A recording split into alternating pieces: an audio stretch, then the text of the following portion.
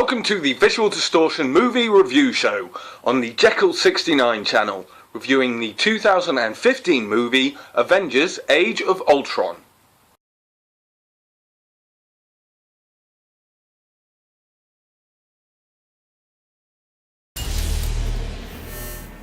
I'm gonna show you something beautiful. Everyone screaming for mercy. You want to protect the world, but you don't want it to change.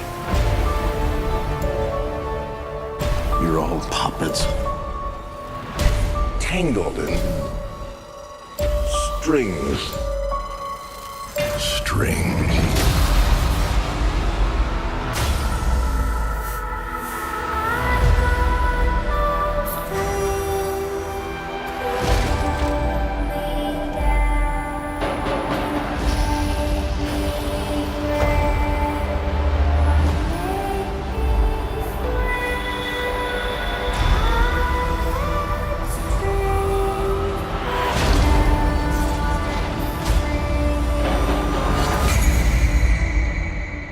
It's the end.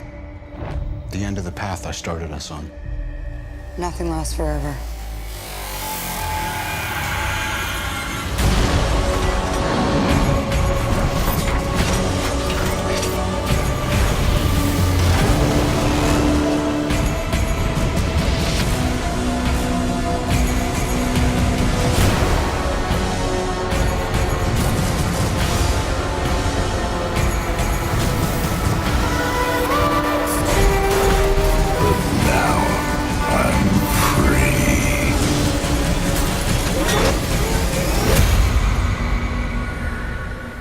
There are no strings on me.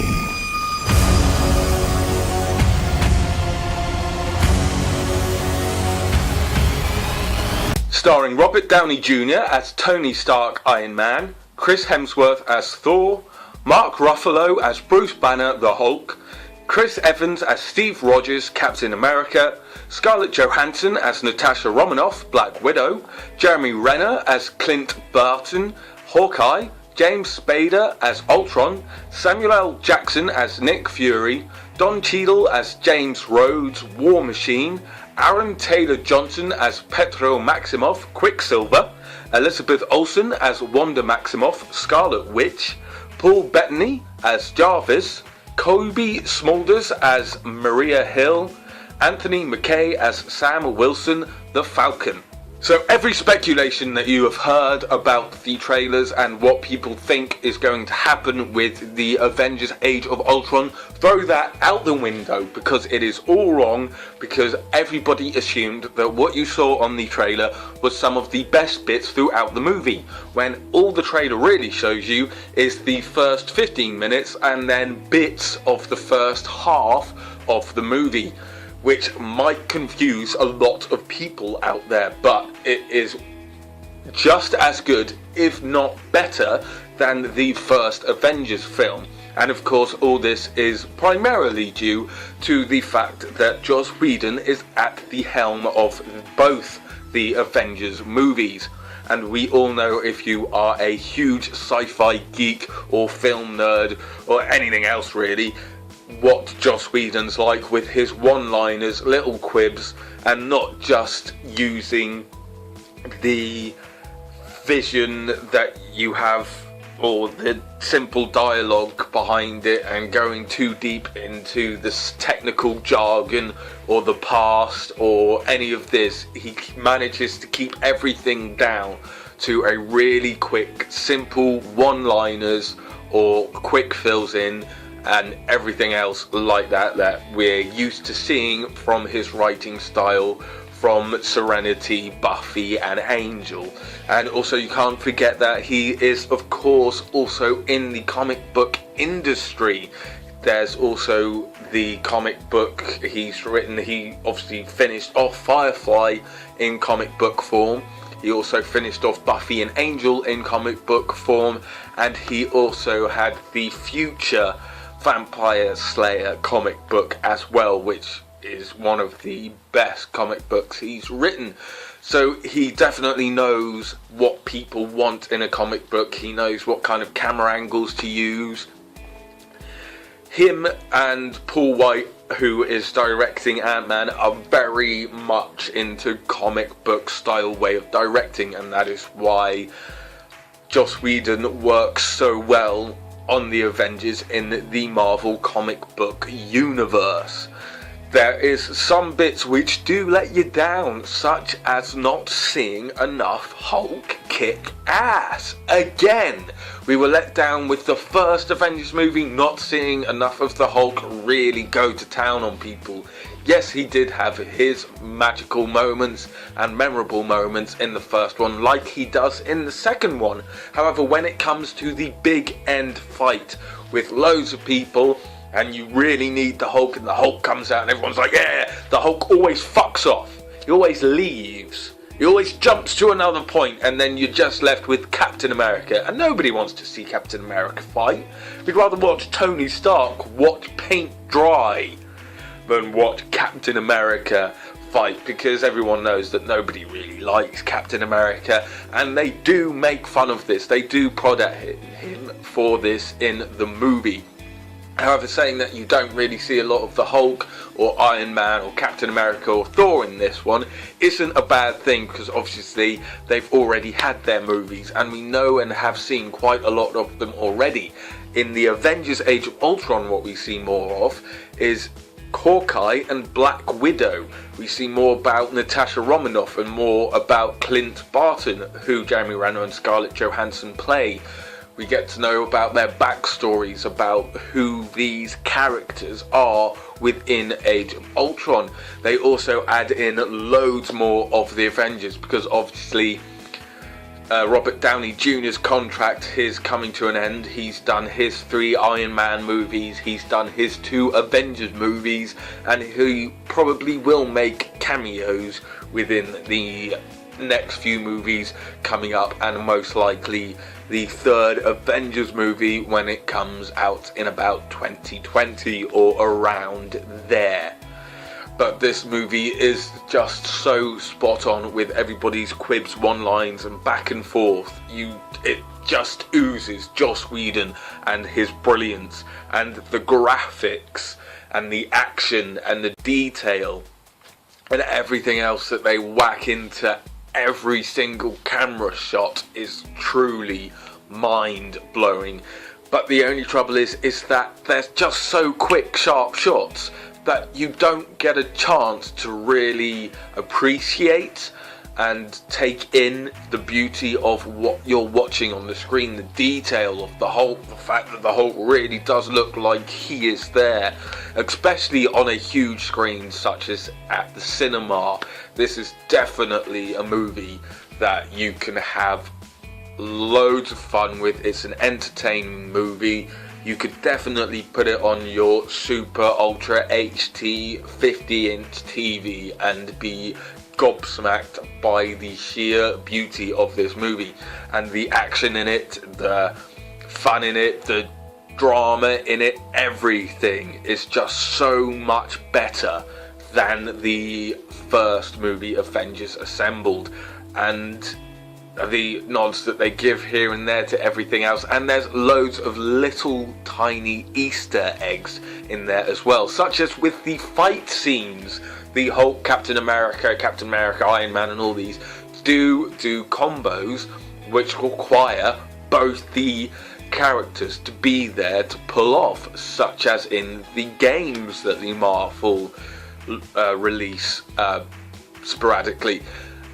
And it's great to see that Joss Whedon has taken a lot of his inspiration, not just from the movies and the lore that they have set out for the movies, but the comic books as well, which, as we all know, the film lore and the comic book lore too differ. But he's also taken it from the game industry and part of the Marvel universe too. And of course, Stan Lee is in this movie again, like he is in every single movie.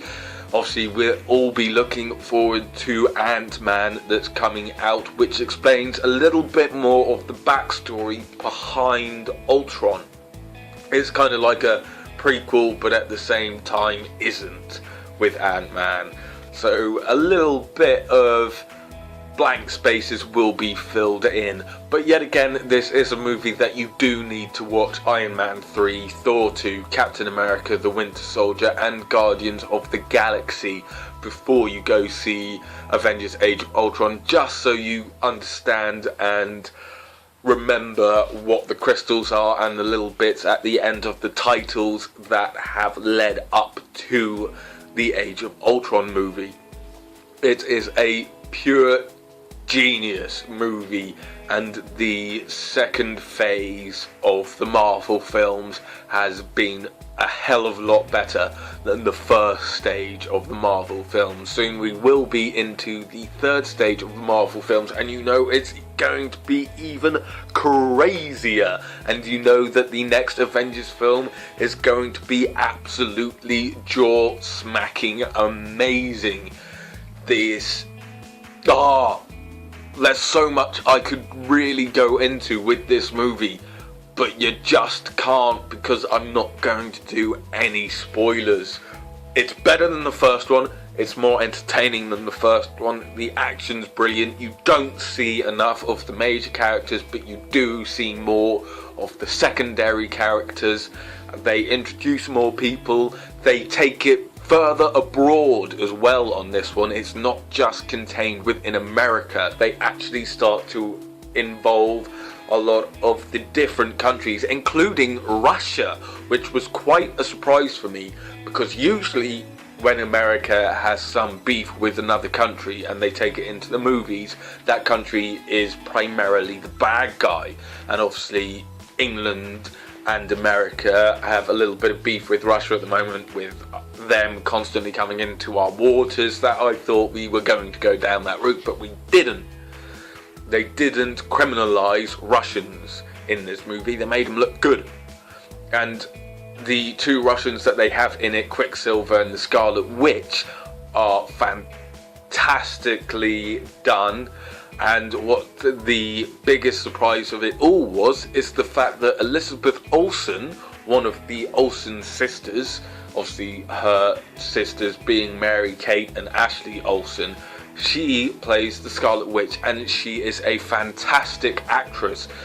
She did one little acting job back in '94 and then nothing until 2011, at which point she's done the remake of Old Boy, she's been obviously in the Avengers, and she's done some amazing other work as well, including the remake of Godzilla.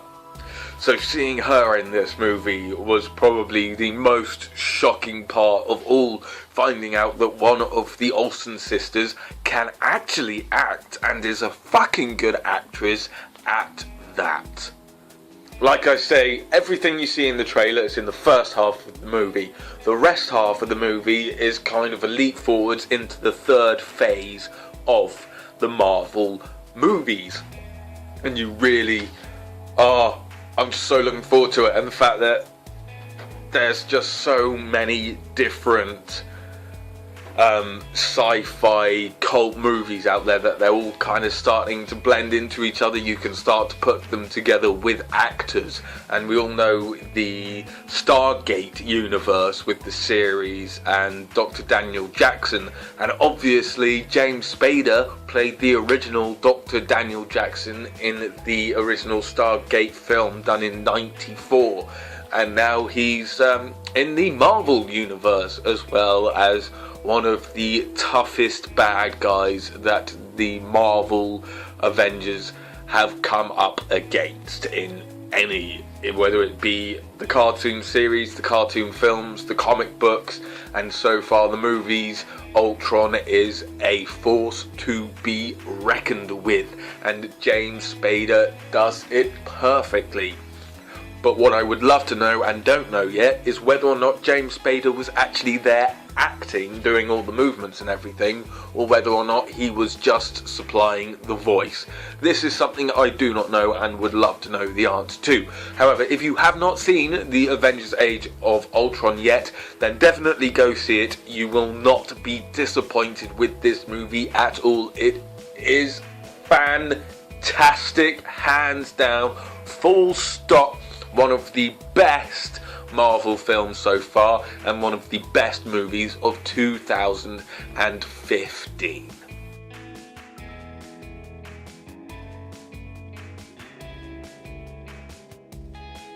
Thank you very much for watching the Visual Distortion movie review show, reviewing the 2015 movie Avengers Age of Ultron on the Jeccles 69 channel.